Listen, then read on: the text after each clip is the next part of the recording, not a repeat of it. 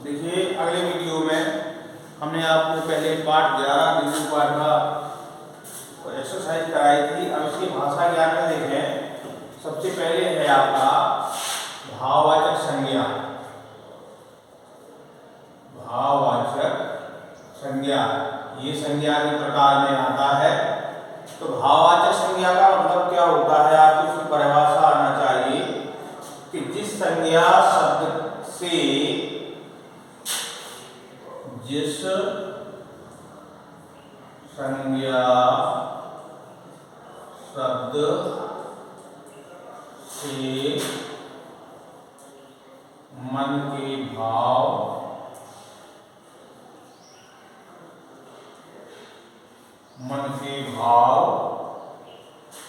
गुण दोष आदि का बोध होता है, उसे हम भाववाचक संज्ञा कहते हैं। जैसे शीतल है, शीतल में अगर अपन ता जोड़ दें तो क्या हो जाएगा, शीतलता हो जाता है। जैसे जो है मीठा है, मीठा में का भाववाचक क्या हो जाता है, मिठास। ठीक। शत्रु है, शत्रु का क्या हो जाता है, शत्रुता। इसी प्रकार आगे देखें, उष्ण विशेषण में ता प्रत्यय जोड़कर उष्णता भाववाचक संज्ञा बनती है। अगर अपन उष्णता जोड़ दें, उष्ण में विशेषण क्या हो गया, उष्ण हो गया।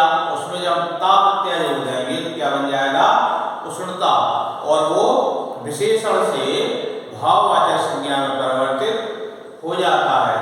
इसी प्रकार इसमें आगे है निम्नलिखित संज्ञाएं किन विशेषणों से बनी है। जैसे इसमें पहला है शीतल, शीतलता। तो इसमें आपको देखना है कि ये है भाववाचक संज्ञा शीतलता। अब इसमें कौन सा विशेषण लगा हुआ है, इसमें शीतल विशेषण लगा हुआ है। शीतल विशेषण में ता जोड़कर शीतलता हो जाता है। उसी प्रकार जैसे निर्मलता है, निर्मलता, इसमें विशेषण क्या है, निर्मल। निर्मल में जब ता जोड़ देंगे तो क्या हो जाता है, निर्मल। तो इसका विशेषण क्या हो जाएगा, निर्मल हो जाएगा। उसी प्रकार जैसे कर्मठता,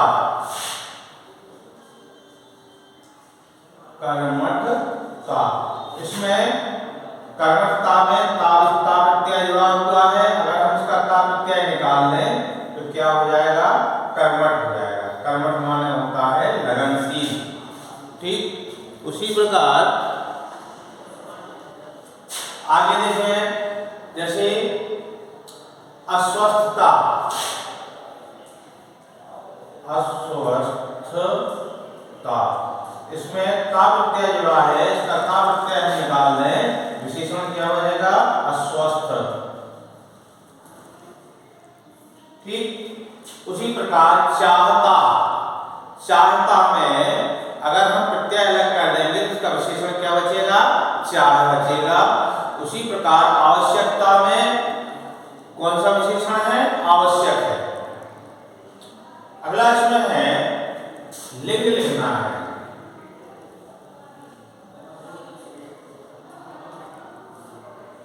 लिंग लिखो।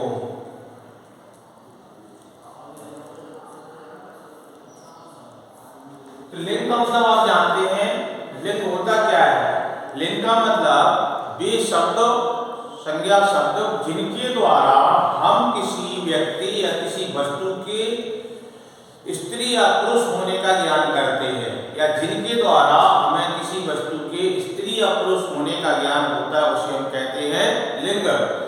जैसे इसमें पहला है लेखिका। लेखिका शब्द दो होते हैं, होता है लेखक, लेखिका। लेखक होता है पुल्लिंग और लेखिका होता है स्त्रीलिंग।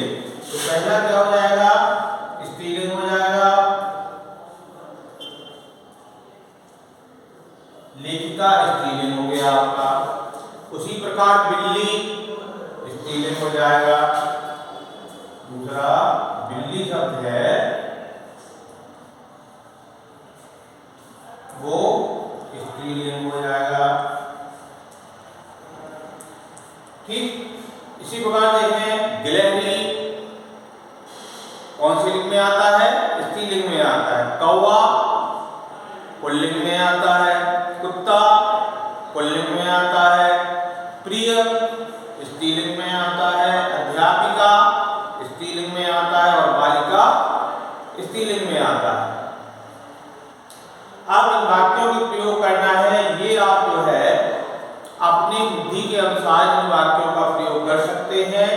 जरूरी नहीं है कि आप पुस्तक से ही छांट कर लिखें। जैसे स्मरण है, स्मरण का मतलब होता है कोई चीज अपने दिमाग में याद आ जाना, तो उसे इसका वाक्य बना सकते हैं। मुझे यह कहानी स्मरण है, या मुझे तुम्हारी बात का स्मरण हो आया है। ठीक, इसी प्रकार लघुप्राण का मतलब होता है छोटे से जीव को लघुप्राण कहते हैं। तो इसका वाक्य हम बना सकते हैं, गिलहरी एक लघुप्राण जीव है या प्राणी है। यातना का मतलब होता है कष्ट देना। जैसे महात्मा गांधी जी ने देश को आजाद कराने के लिए बहुत सी यातनाएं सही। इसी प्रकार अगला देखें, निम्नलिखित वाक्यों के पदक्रम संबंधी अशुद्धियां हैं। जब पदक्रम संबंधी अशुद्धियां हो जाती हैं तो वाक्य का अर्थ सही नहीं निकलता है। जैसे पहला देखिए आप, इसमें लिखा एक जीव छोटे से पर मेरी दृष्टि रुक गई। जैसे ये पहला वाक्य है, इसका पदक्रम शुद्ध वाक्य क्या होगा?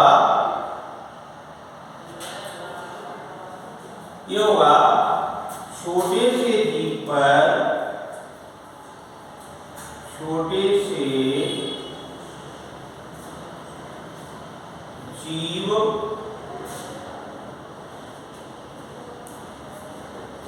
छोटे से एक जीव पर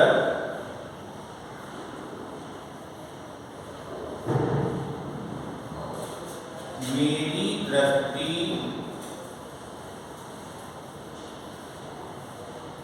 पड़ गई, दृष्टि रुक गई, रुक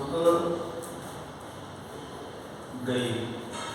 उसी प्रकार दूसरा जैसे है, एक बूंद पानी उसके मुंह में टपकाया जा सका। तो इसका शुद्ध क्या होगा? उसके मुंह में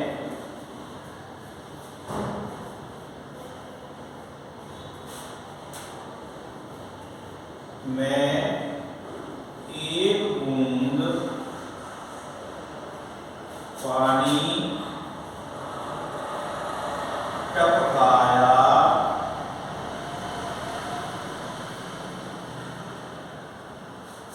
जा सका। ये वाक्य जो है शुद्ध वाक्य लिख रहे हैं, शुद्ध वाक्य है ये। उसी प्रकार आप देखें, अगला है, यह दौड़ने का उसका क्रम तब तक चलता जब तक मैं उसे पकड़ने के लिए न उठती। तो इसमें देखिए गलती कहाँ है? इसमें है उसका यह क्रम, उसका यह दौड़ने का क्रम। उसका के बाद आपको यह दौड़ने का लिखना है। उसका यह दौड़ने का क्रम तब तक चलता जब तक मैं उसे पकड़ने के लिए न उठती। इसके बाद अगला है, खिड़की की जाली के पास आकर चिक चिक करके बाहर की गिलहरियां न जाने क्या कहने लगती। तो अब यहां आपको क्या करना है? इसमें लिखना है कि खिड़की की जाली के पास आकर चिक चिक करके न जाने बाहर की गिलहरियां क्या कहने लगती। या ये कहिए, ऐसा लिख सकते हैं कि बाहर की गिलहरियां। इसका शुद्ध होगा चौथा, बाहर की गिलहरियां